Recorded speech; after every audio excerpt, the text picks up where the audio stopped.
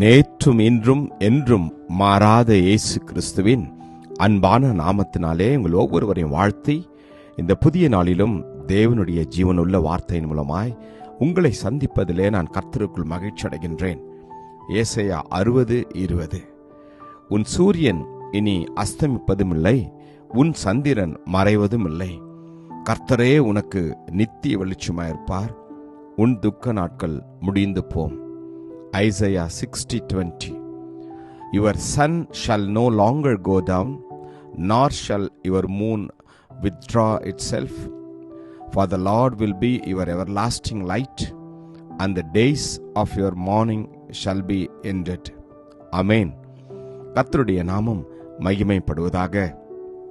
இந்த புதிய நாளிலே தேவன் நம்மை பார்த்து சொல்கிற காரியம், நான் உங்களுக்கு நித்திய வெளிச்சமாயிருப்பேன்.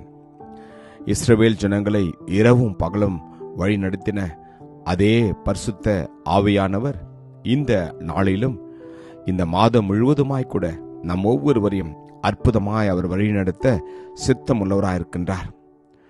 வேதம் சொல்கின்றது, இனி சூரியன் உனக்கு பகலிலே வெளிச்சமாயிராமல், சந்திரன் தன் வெளிச்சத்தால் உனக்கு பிரகாசியாமலும், கர்த்தரே உனக்கு நித்திய வெளிச்சமாயிருப்பார், உன் தேவனே உனக்கு மகிமையுமாயிருப்பார். ஆமேன். உலகத்தில் சூரியனும் சந்திரனும் ஒவ்வொரு நேரத்திலும் அது உலகத்தில் உள்ளவர்களுக்கு வெளிச்சத்தை கொடுக்கும், மற்ற நேரத்தில் இருளாய் மாறி போகும்.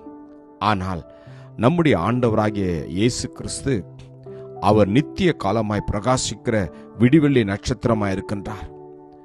தேவன் ஒளியாகவே இருக்கின்றார் என்று வேதம் சொல்கிறது. அவரில் இருள் இல்லை.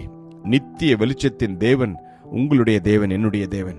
எனவே உங்களுடைய துக்கங்கள் எதுவாக இருந்தாலும், உங்களுடைய பாடுகள் எதுவாக இருந்தாலும், உங்களுடைய இழப்புகள் எதுவாக இருந்தாலும், உங்களுடைய கண்ணீர்கள் எதுவாக இருந்தாலும், இந்த நாளிலே கர்த்தர் அதை சந்தோஷமாய் மாற்றுவார்.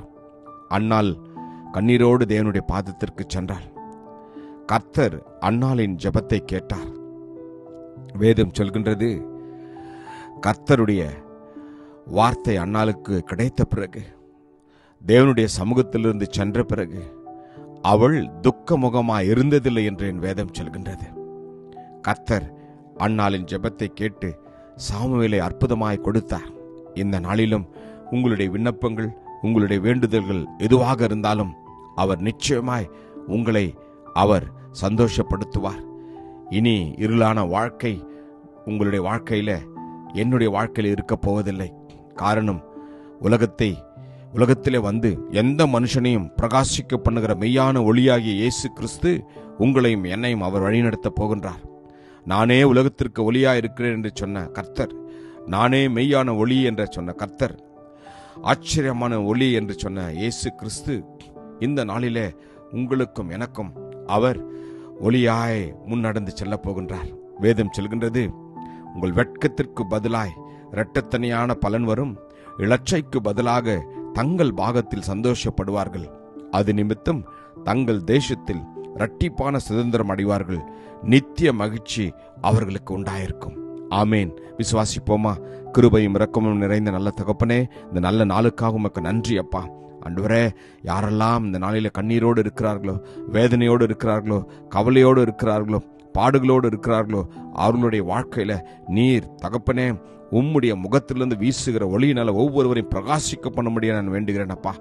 அவர்களுடைய துக்க நாட்கள் இன்றோடு முடிந்து போகட்டும் அப்பா. உங்கள் துக்க நாட்கள் சந்தோஷமாய் மாறும் என்று சொன்னீங்களே, ஒவ்வொருடைய வாழ்க்கையிலும் நீர் சந்தோஷத்தை கொடுங்கப்பா. உலகம் கொடுக்கிற சந்தோஷம் அல்ல, உலகம் கொடுக்கிற சமாதானம் அல்ல, நித்திய சந்தோஷம் ஒவ்வொருவரையும் ஆளுகை செய்வதற்காக உமக்கு நன்றி. இயேசு கிறிஸ்துவின் வல்லமையுள்ள நாமத்திலே ஜெபிக்கிறேன், ஜீவனுள்ள நல்ல தகப்பனே. ஆமேன். God bless you. Jesus loves you. Amen.